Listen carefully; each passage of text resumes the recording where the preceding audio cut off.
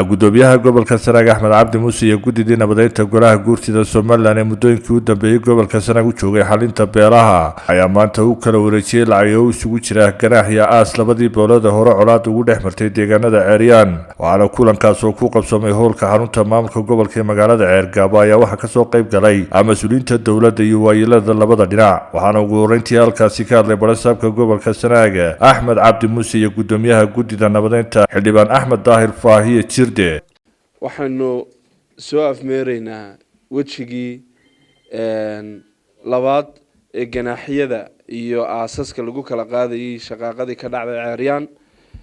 ilaahay baan ugu mahadnaqaynaa mar walba, ilaahay baana awoodiisa ay wax waliba ku dhamaadeen. ilaahayna waxaan ugu mahadnaqaynaa mar walba karaamadiisa iyo sharaftiisa iyo maxaan ku raahdaa quwadiisa waa arinta inuu suuro galiyay. mahadda labaad waxa iskala labada beelood ee halkan fadhiya oo iyagu ah dad aan la isu jiidin, dad aan loo dawladeyn, dad iyagu si iskooda u gartay guurtinimada iyo nabadda ay u baahan yihiin, iyagu dad u bislaaday ah. mahadda labaad na iyagaan u naqaynaa. ta saddexaad golaha guurtida ee hawsha gacanta ku haysay ee sida dhimirta san ee wanaagga leh ee guurtinimada leh ee xeerbeegtinimada leh arrintaa u soo afmeertayna waan ugu mahadnaqaynaa. ilaahayna waxaan uga baryaynaa inuu miisaanka xasanaadka maalinta loogu baahida badan yahay u saaro.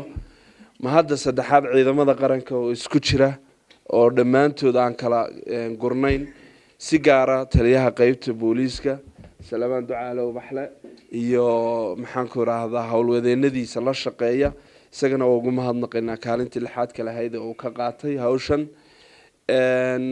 waxa aan noqonayaa xafiiska gobolku kaalinta afraad buu noqonayaa.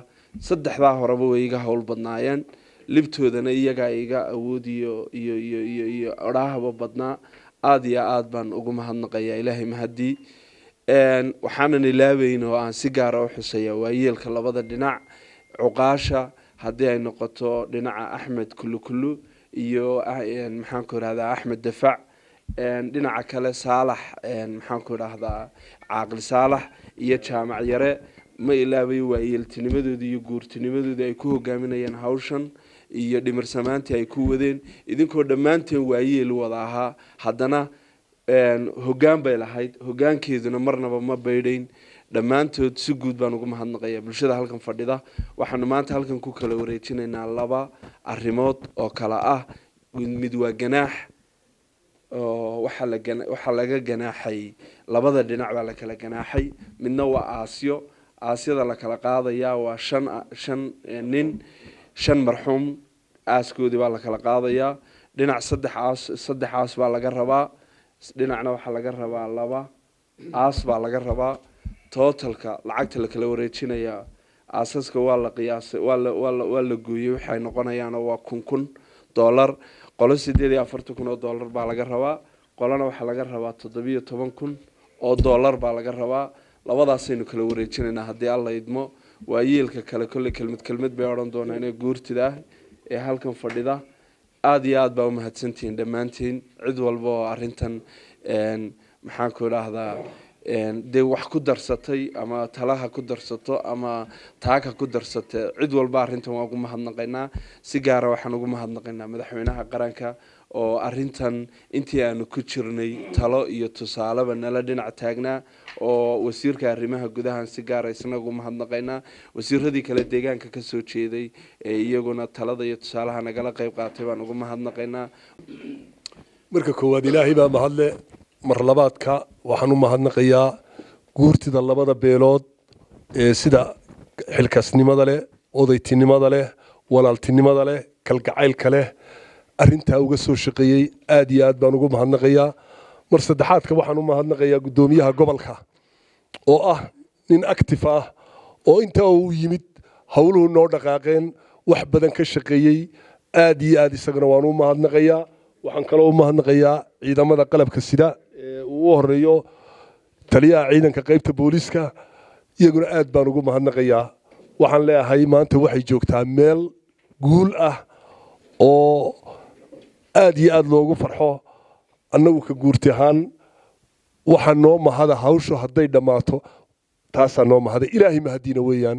waxaan leenahay nabaddii aad qaadateen tii horeed uga shaqaynayseen iyo tadambe ina sugaysaba aad iyo aad baan labadiina beelood guurtida hebel iyo hebel odhan maayo idinkoo isku dhambaba aad iyo aad baan idinka mahadnaqaynaa. waxayuuna halkaasi hadalla mahadcelin oo ku aadan mas-uuliyiinta maamulka gobolka iyo guddida nabadeynta ee golaha guurtida halkaasi ka soo jeediyey cuqaasha waayeelada labada dhinac. waxayna deesalaan kadib midaan waasacbay halkani ahaydo waxaanu ku kala qaadanay aaskii iyo ganaaxii 48 kun oo dollar baa dhinacan maxamuud xamed bixiyey, dhinaca kalena 17 kun oo dollar bay bixiyeen. 5 kun waa aas, qolana waa 3, qolana waa 2. hawsha waa kala gudoominay, hawshaasina saasay ku dhammaatay. ilaahay waxaan ka baryaynaa inta hadhayna in saasoo kale ay u dhammaato. marka xigta annaga iyo beeshan maxamuud xaamud waxa aanu kala gudoominay aaskii iyo ganaaxii. annagu beeshayada bad maxamuud waxa aanu bixinay 17 kun oo 15 ganaax yahay, 2na aastay. beesha maxamuud xaamudna waxaanu ka gudoominay 48 kun oo 3 aastay. sidaa ayaa hawshaasu noogu dhammaatay. wixii dambena haddii ilaahay nala qabto dee waanu dabadaanu ka kaxaynaynaa, waanu hagaajinaynaa, waa u guntanna. waxayuuna halkaasi hadallaha balyo iyo ducaa iyo dardaaran ku aadan waayeelada labada dhinac halkaasi ka soo kala jeediyey taliyaha ciidanka booliiska gobolka Sanaag gaashaanle sare Salebaan Ducaale Waxle iyo taliyaha ciidanka ilaalada qaybta 3aad ee gobolka Sanaag gaashaanle sare Ismaaciil Maxamed Yuusuf. arrinta waxa taala runtii mahadnaq iyo ducaa taala maanta. ilaahay waxaanu ka baryaynaa arrinta aad garateen runtii waa naga farxiseen oo si nabad ah nooga farxiseen gobol ahaan in ilaahay idinka farxiyo, hawsheeda ilaahay idin fududeeyo. aad baan idinka mahadcelinayaa. runtii mahadnaq weyn baan u celinayaa guurtida gobolka siday kiiska ay ugu dhabar adeegtay muddada badan ay joogtay kiisaska iyo kiiska shidanba. waxaan u mahadcelinayaa guddoomiyaha gobolka oo runtii dardar cusub intaa geliyay kiisaska ilaahayna la qabtay oo ilaahay wax loogu mahadnaqa oo arrintan ugu hogaamiyay ka maamul gobol ahaan inaanu arrintaa aanu kula shaqeyno. runtii geed gaaban iyo geed dheer u galay sidii la isugu jiidi lahaa beelaha walaalaha ee waxba kala ahayn ee meel wada jooga ee isku qofka aan aad baan ugu mahadnaqayaa. waxaan leeyahay nabadda alla idinla gartay, Allah idin garansiiyo. waxaan uga mahadcelinaynaa labada beelood nabadda ay qaateen ee ay dantoodii garteen. Allah idin fududeeyo, Allah idin garansiiyo. nabaddu wanaag ay leedahay.